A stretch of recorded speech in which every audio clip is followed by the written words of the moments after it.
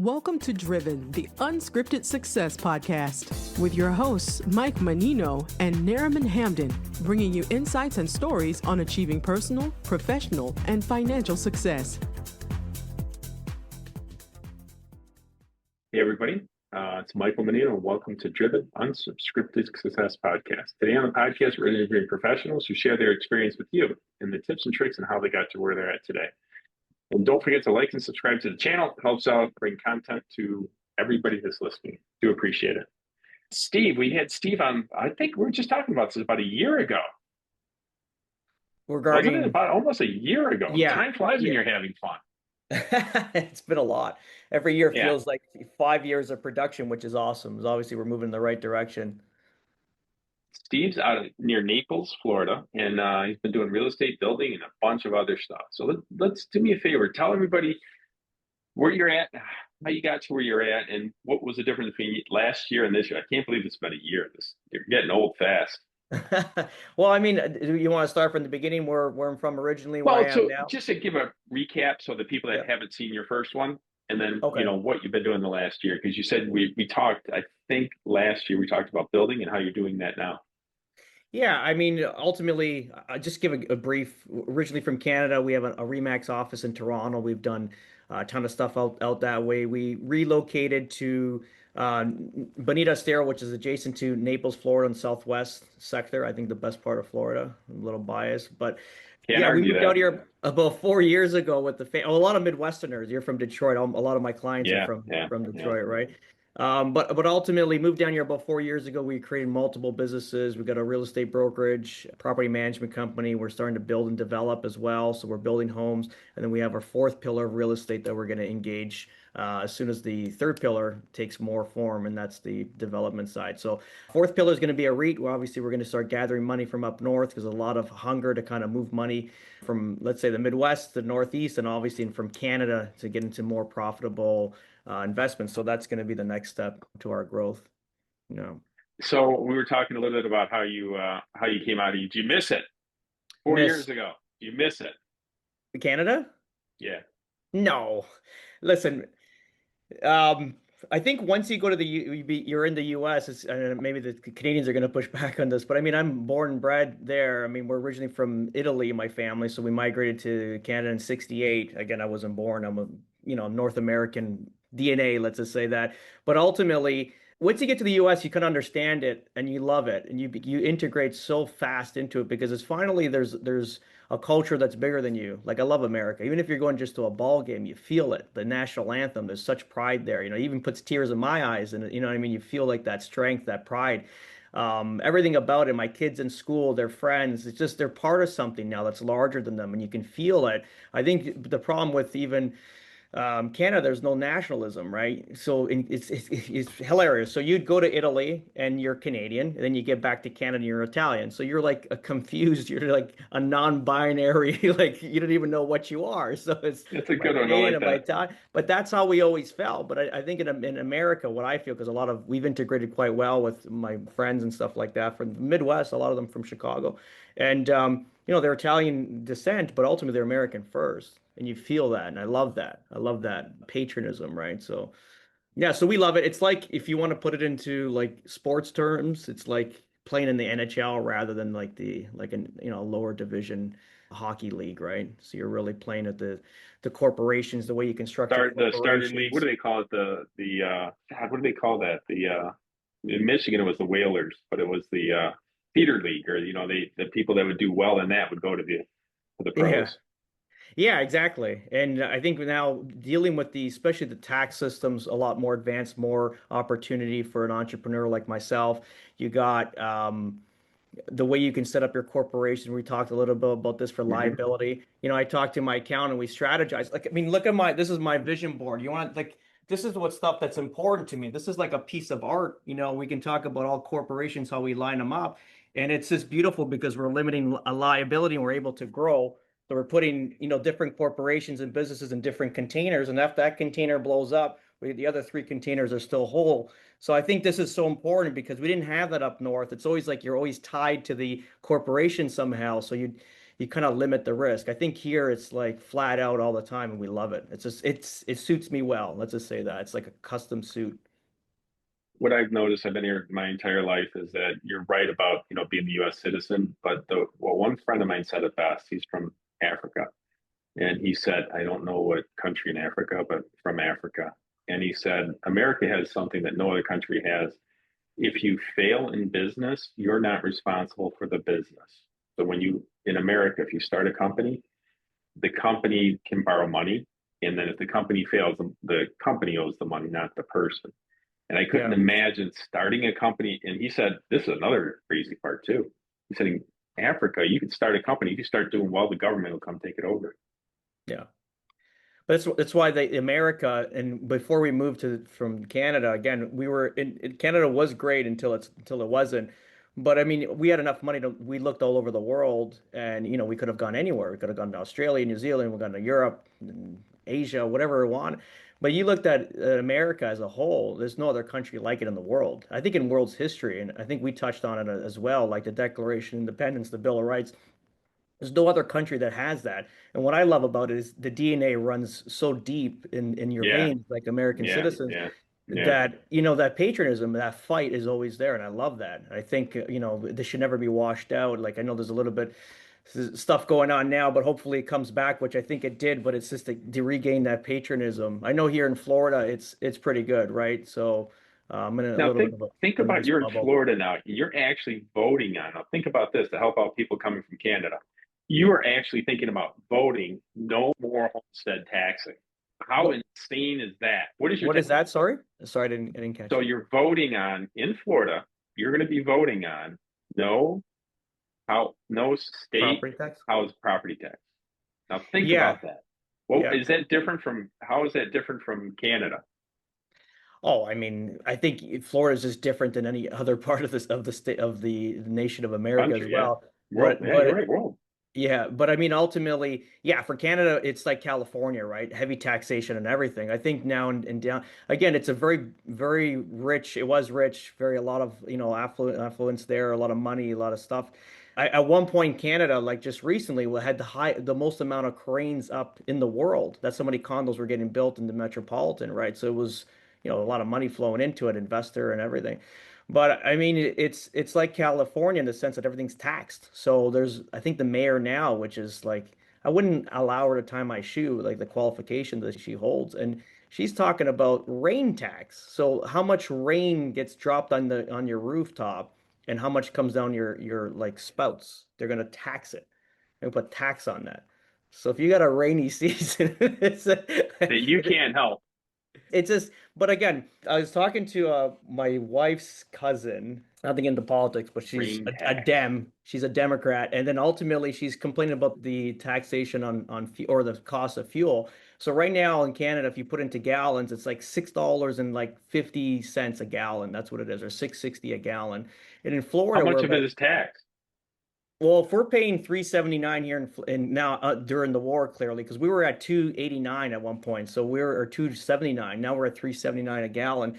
So the taxation, the carbon tax that they put on top of that, which was a left wing leaning left, way of doing business, is all that taxation. So it's probably almost 45% of taxes are coming from the government, not the actual refineries and the cost of oil. I had to remind my wife's cousin why that happened because you guys are, you're bitching about something you don't like, but you keep going the other way, which is where the direction of Canada went now. And you're starting to see, statistics don't lie. That's the highest migration out of Canada since 1946 or 47. Since post-World War II is the highest migration outside. You got a recent stat just came out, 40% of the top 1% earners have left post-COVID Canada. Think about it. And I'm part of that group as well because we were So say top that again. 1%. 40% Well, of 40% of the top 1% earners in Canada have moved to the United States post-COVID. not moved out around the world, moved to the United States. United States, yeah. So 40% of top Well, I'm earners sure there are was some people have gone somewhere to Europe or whatever, but it's a small margin compared to where they're coming. Again, wow. as we're a little bit unique in the sense that we don't just sell real estate and buy and sell. We're doing a lot of stuff. creating seminars on Canadians how to move into the United States. So we just had one recently. We had over 200 people come through, and it was a paid event. They had to pay to get the education, and we flew out 5 American citizens and ultimately some other professionals on how to get their path into the U.S. Right, so there's a lot of appetite coming in. So and we have fingerprints on a lot of it in Southwest Florida because even from our neck of the woods, it's like a New York mentality, let's say, a Northeasterner. So a lot of our like section would go to the east coast of Florida. But now, even with me just kind of representing this side, shining a light and creating a portal, we're starting to see a lot of this influx, especially like the Italian Canadians, the wealthy, entrepreneurial families moving in this side. Again, we have fingerprints on a lot of it, which is pretty awesome to think like where we started from like just buying, selling houses to now changing people's lives, really, right? Because if they're swapping imagine leaving your family, friends, your income base, and you're moving out here based on, my recommendation, which is we're really changing people's lives. Before we used to say that when we were selling real estate, but now we're officially doing it on a high level. That's awesome. So I know exactly how you feel. I left my family, friends, and businesses in Michigan and moved to Florida, but I didn't move out of country. Yeah. That's a bigger step, and it's nice that you're. Yeah, I think what happens is even with the up north is there's a lot of misconception on the U.S. and I'm just shining a light on it, like we've been lied to for so long. And Well, what's the misconceptions? What can you clean up on this podcast? What is one of the misconceptions that Canadians think about the U.S.? a lot. I mean, number one, I mean, we'll go down from the top. Like Canadians are known to be friendly, correct? I think that's like, Absolutely. yeah, I told you earlier, my best friend from Michigan is a yeah, Canadian. I love the guy dearly.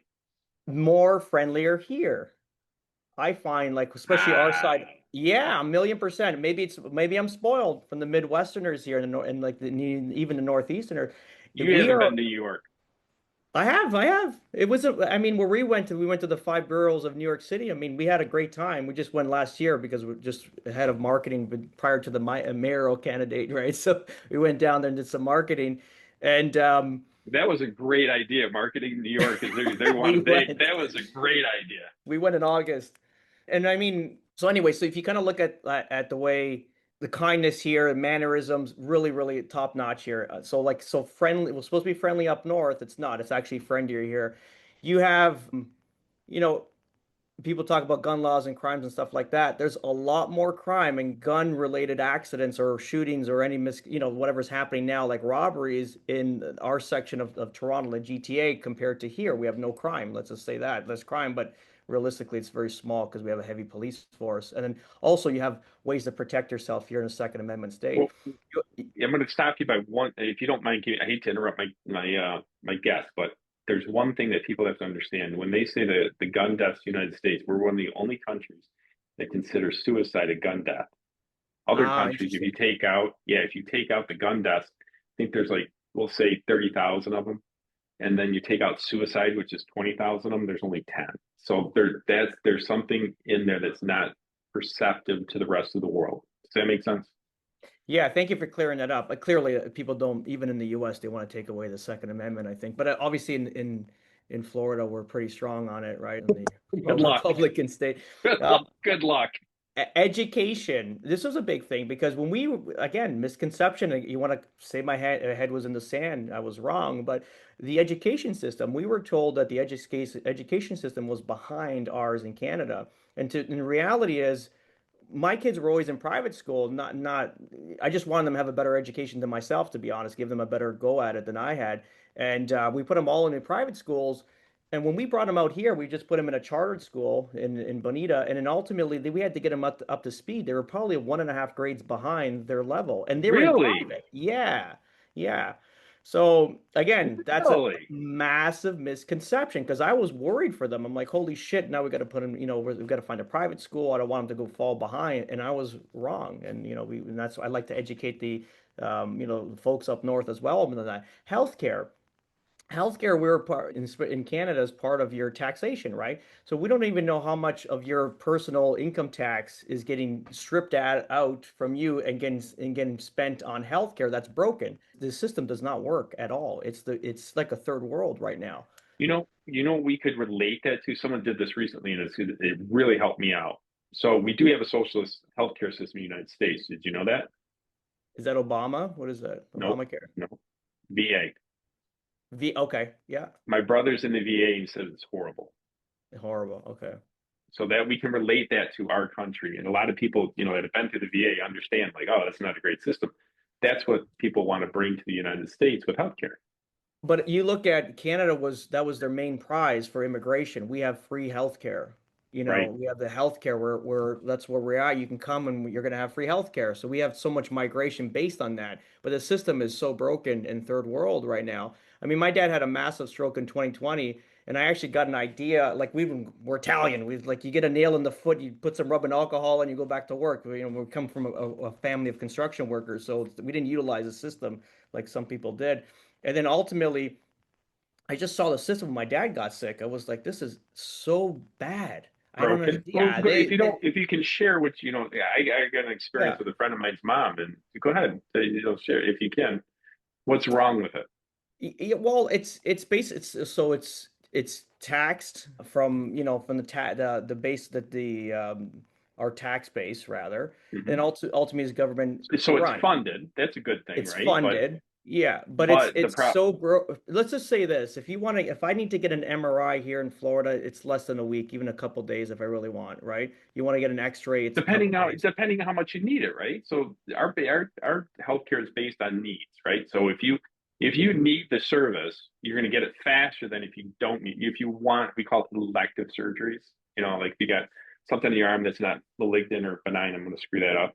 And then you have to get it done, you're going to get it done. If you want to get it done, it could take a little bit longer. But I heard there's a big differential in Canada. I heard some So, people are actually passing from it. so look, that's the same idea, right? But let's just Mhm. say an MRI might take 18 months, 12 months, 2 years. Like, I had my neighbor,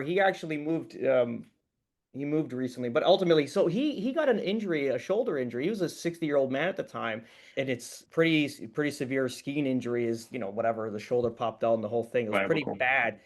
He went to the hospitals in Canada and they said, I think it was like 8 months to get it operated on. So he was from Eight Toronto. months? He was Yeah, eight broken months. for 8 months? So listen to this, and it was it was urgent. He actually flew into Miami. His cousin actually works in a hospital here in Miami. Got it done, and away you go. Paid the fee, I think whatever it was, 6 to 8 grand, and then came back.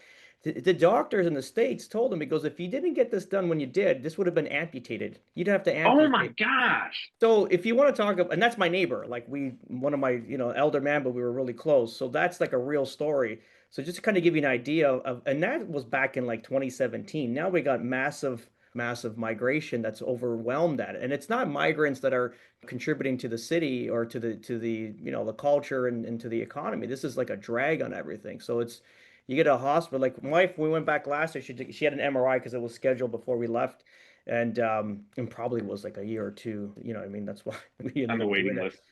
And I couldn't believe how dirty everything was. And it was just actually the hospital I was born at, and I was like, I can't believe how disgusting everything is. It's just this bad.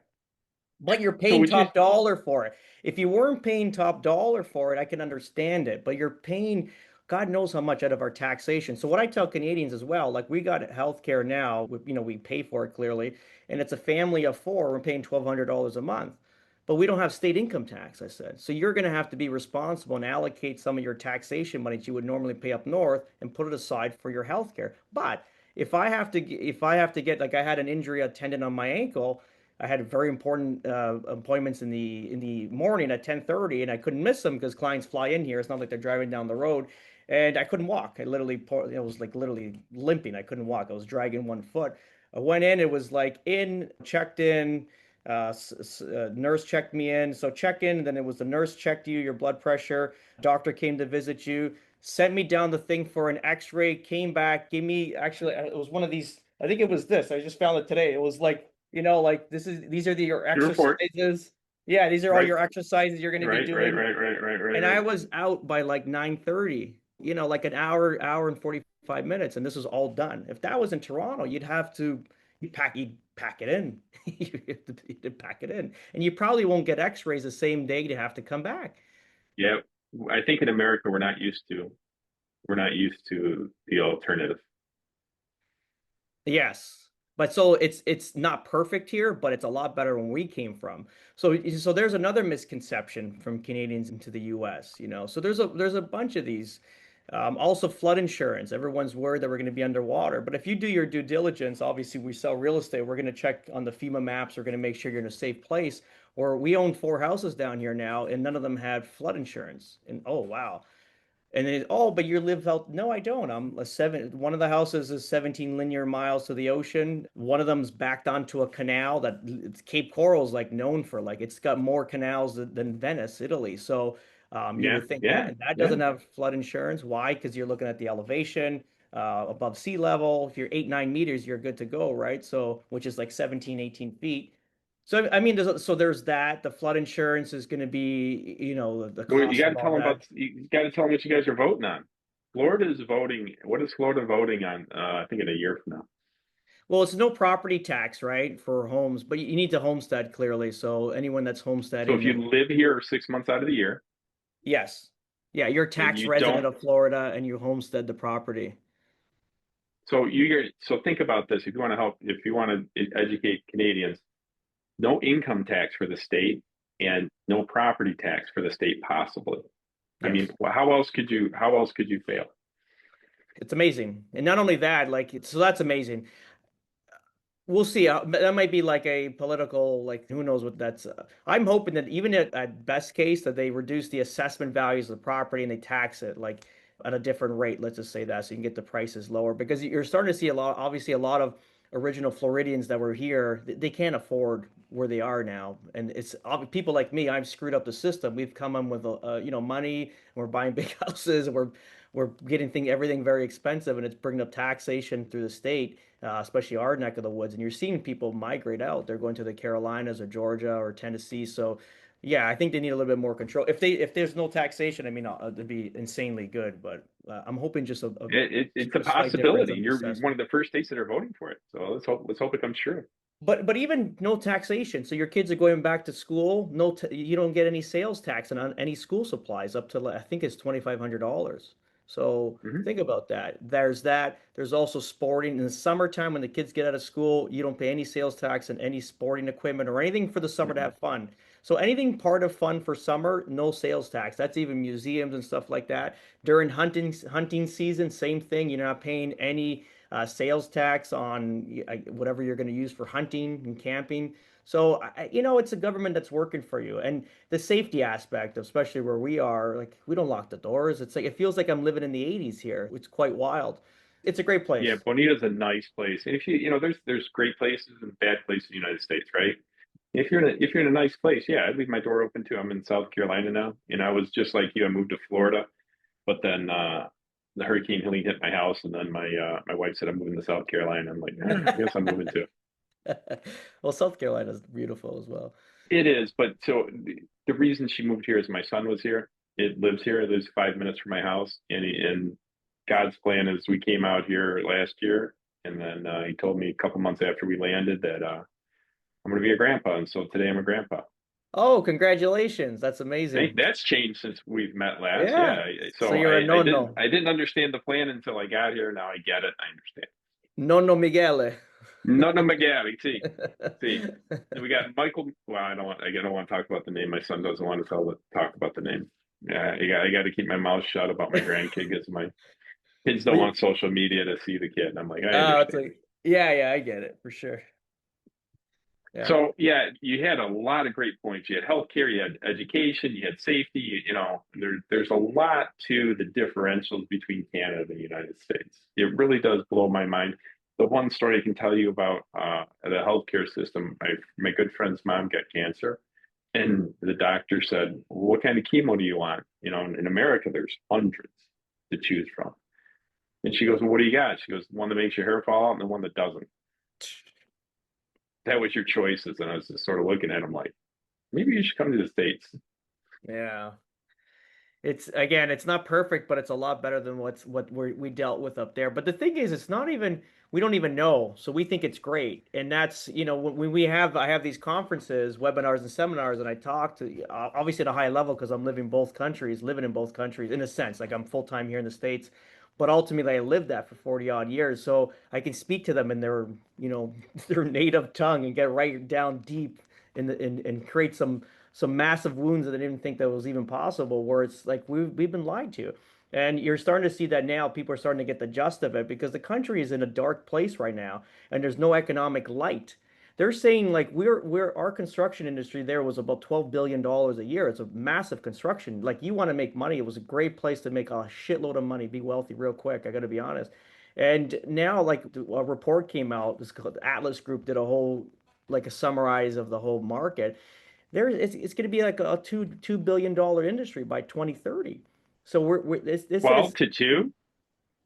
I don't even know what the percentage is. It's bad. So if you look at, they said that it's going to be a restructuring. It's going to be just a restructure of everything, how construction looks, the employees, and then coming from a blue collar family and blue collar myself, it's all these union workers that are making, 100, $200,000. They're not employed right now. We have such massive layoffs. Like if you see the What's the construction. unemployment in Canada right now? Do you know? They claim it's 6, 7. It's probably 12, 13%. Because if you go to the union halls, they're lined up. It almost looks like a soup line. Like it's pretty nasty, right? You got a lot of experience, license, high quality license trades just sitting around with no work.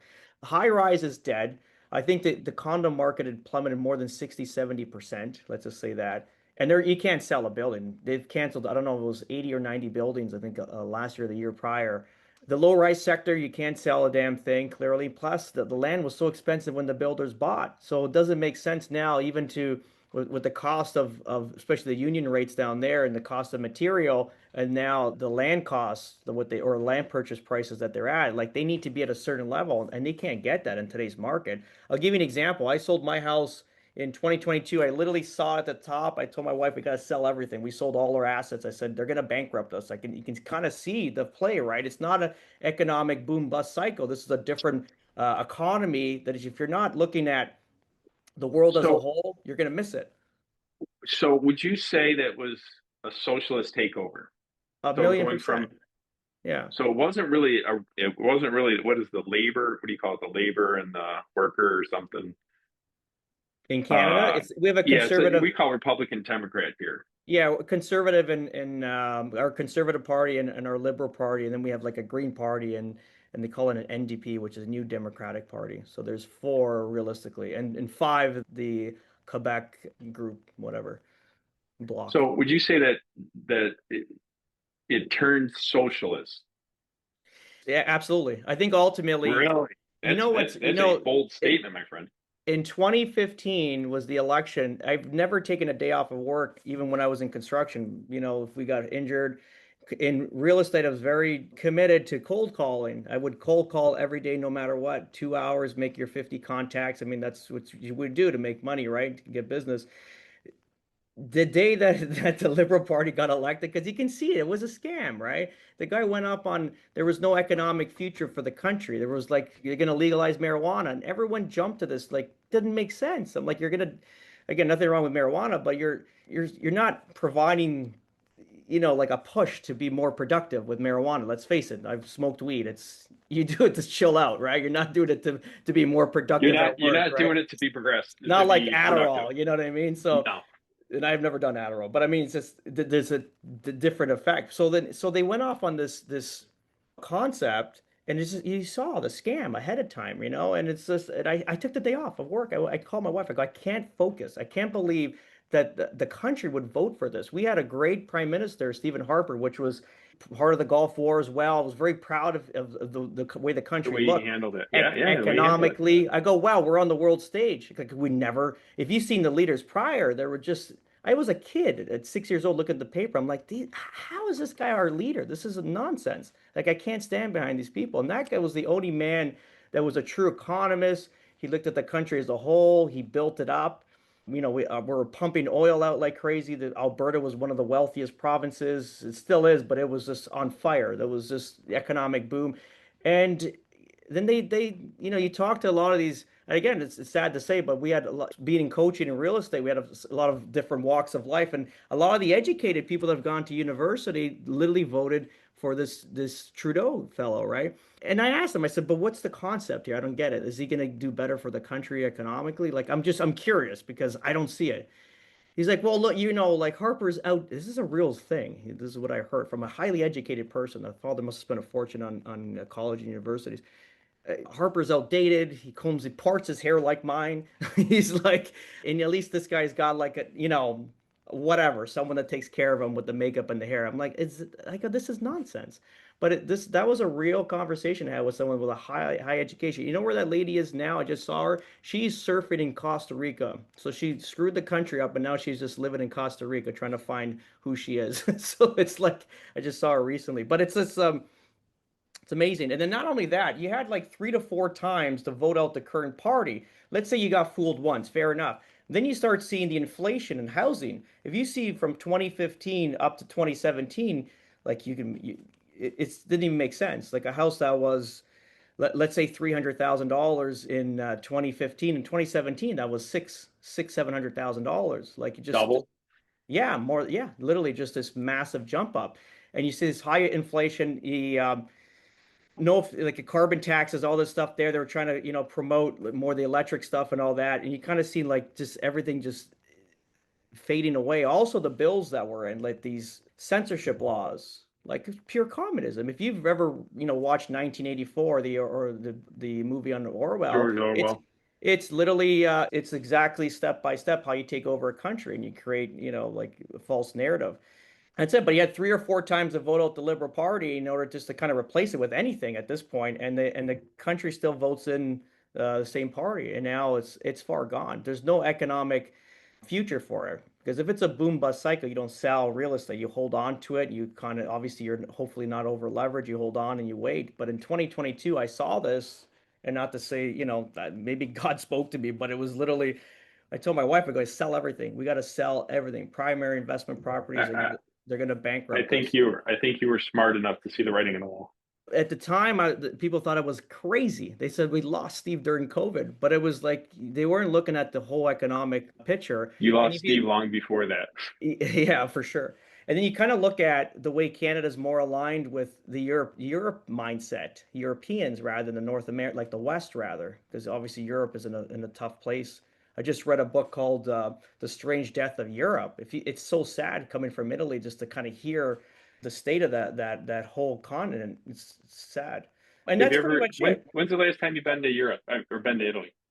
We went in 2018. Yeah. We were supposed to go in 2020, but shit happened. The world changed that year. Well, it's happened for everybody. My cousin over there said that it's just hard to make money because the government makes it difficult.